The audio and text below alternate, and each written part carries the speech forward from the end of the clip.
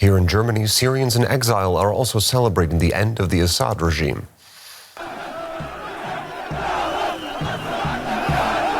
In Berlin, they've been out on the streets for hours, waving flags used by the Syrian opposition, chanting and honking horns.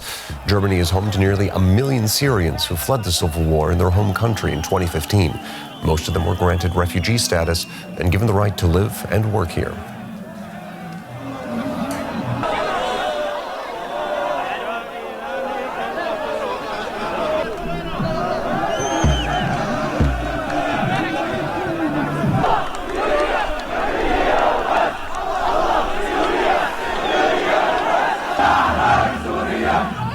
Germany's Chancellor Olaf Scholz has welcomed the fall of the Assad regime in Syria and offered Berlin's help to stabilize the war-torn country. Today we stand with all of the Syrians who are looking with great hope to a free and safe Syria, whether they live in Syria or abroad. All of them in recent days have been following all of the events most closely. They are hoping beyond hope that they will now have an opportunity to rebuild their countries and set upon the path of reconciliation.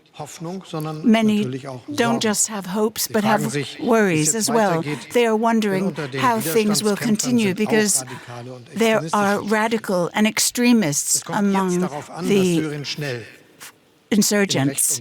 What's important is that Syrians be able to live under law and order, and that law and order are in place. All of the religious communities, all of the ethnic minorities must be protected. Syrians must be able to live a life in dignity and self-determination. We will measure the next Syrian government on this. What is significant for the future of Syria are its territorial integrity and sovereignty. No country can be the backyard of another country. The illegal involvement of other countries must end, and Syria must live in peace with its neighbors. There must be a peaceful transition and a political solution of the conflict in Syria. These are possible. Together with international partners and on the basis of the UN Security Council resolution, Germany will make its contribution to this. Thank you. And DW's chief political editor, Michael Küfner, was listening to the statement from German Chancellor Olaf Scholz on the situation in Syria. So, Michael, what exactly do you make of Scholz's statement? Well, it was very interesting. We got very little more than what he already said in an earlier written statement, which was on X. It was posted also online. And essentially, he said it was good news that the Assad regime has been toppled, but also cautioned that rule of law would now have to return to the country, and also that there needed to be an inclusive society with people of all kinds of religions and backgrounds finding a home there.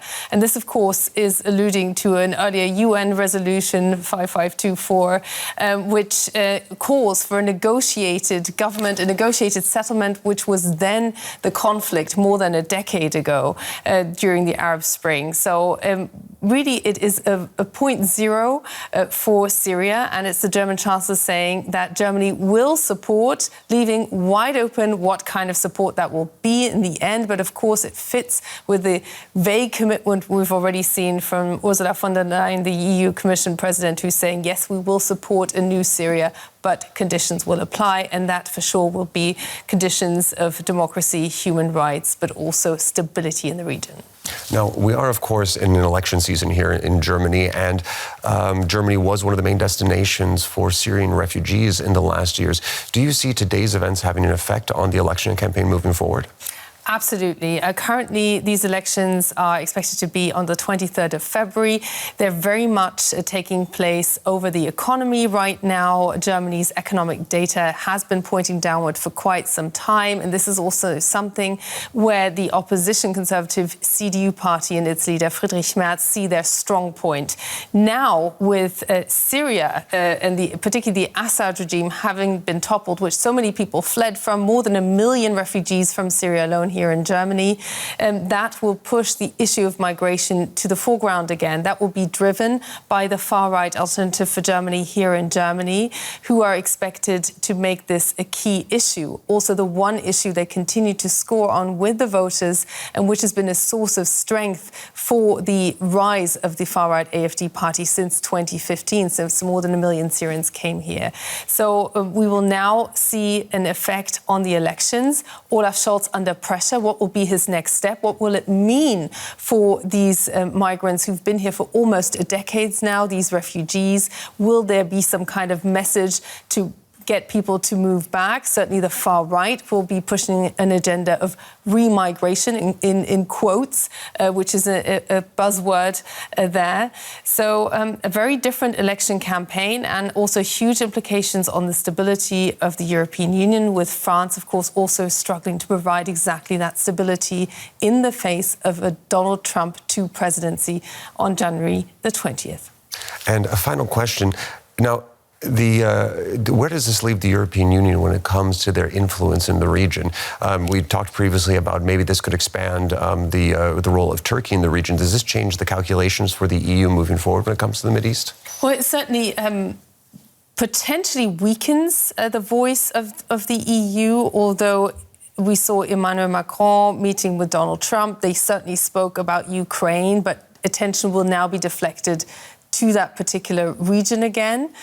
And it will be once again putting pressure on the Europeans to find a common foreign policy line that they've so struggled to have on many key issues in the world. One thing is for sure, the Americans will not take care of this. They will not be in the lead. That's something Donald Trump has already ruled out. So the Europeans might see more responsibility, potentially also financial responsibility coming their way, with an emboldened, strengthened Turkey as their neighbor. All right, that was DW's Chief Political Editor, Michael Küfner. Thank you very much for your analysis.